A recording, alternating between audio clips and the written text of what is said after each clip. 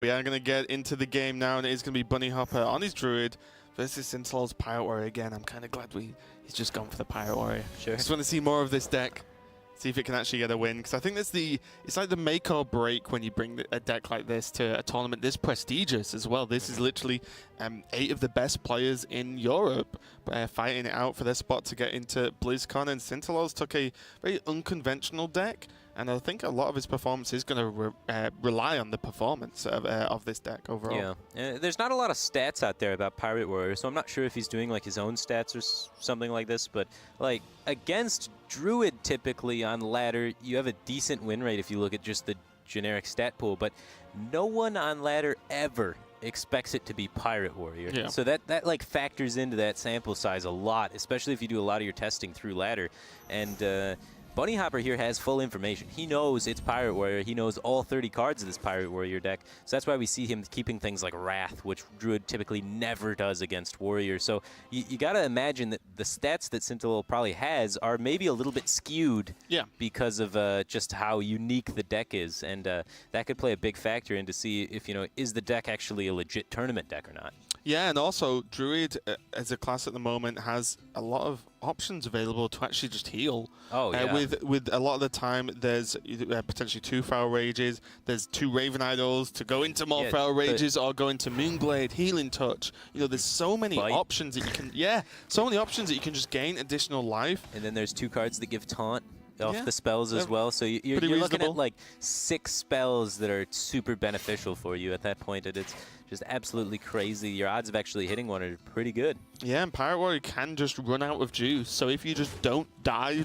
for long enough, they're not going to ever really be able to put enough damage together to actually kill you. As long as you can keep the minion pressure down. And again, as you said, the hold on the Wrath. Now he has even Moonfire drawing into a swipe now. There's a lot of options just to reduce the potential high aggression from this deck early on. Bunnyhoppor's entire hand right now is removal and card draw to draw more removal.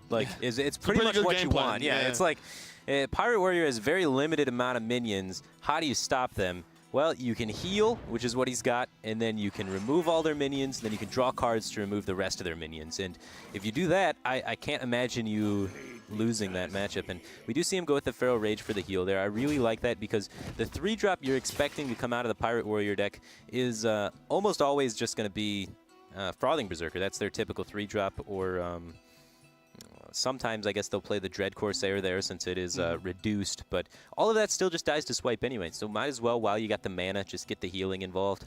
Yeah, I think if he didn't have the swipe available, then he just would have saved the Feral Rage as a potential answer to that 3-drop. But yeah, if you have the swipe, then damn right you want the health. And he's going to move into turns where he can just nourish into 3 more cards, and so far he's under very little pressure. So he's got the time to nourish as well. It's kind of looking pretty good for Bunnyhoppor early on, and Sintolol with Corsair, Leroy.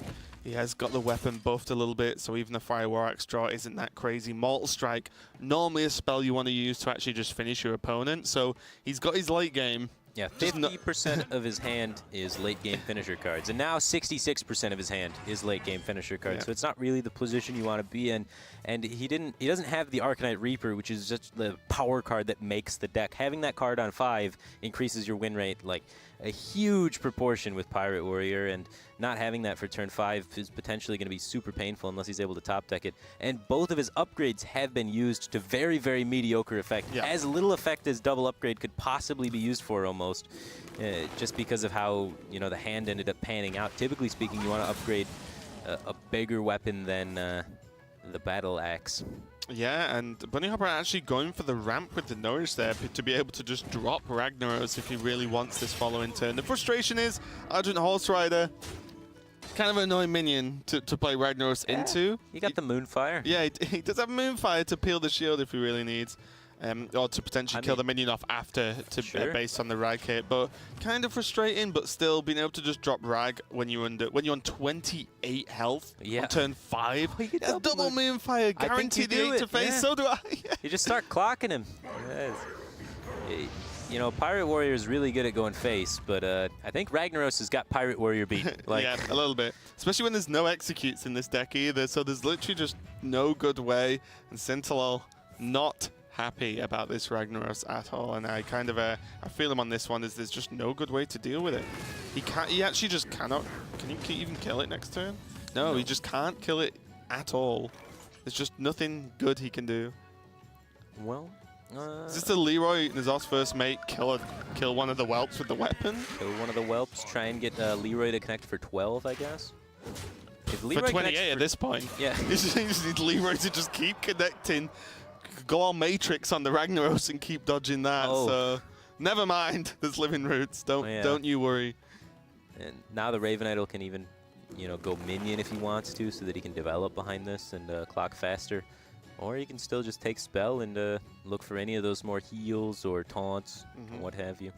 All right, these are not the best options he could get. I wouldn't mind Soul the Forest, just because it just keeps minions on the board. Worst case scenario, if these guys get cleared up, you can actually just trade in the Dragonling now and just gain a 2/2. And then if Rag dies, well, you gain another minion, which is just going to help continue to trade and continue to stabilize your life total.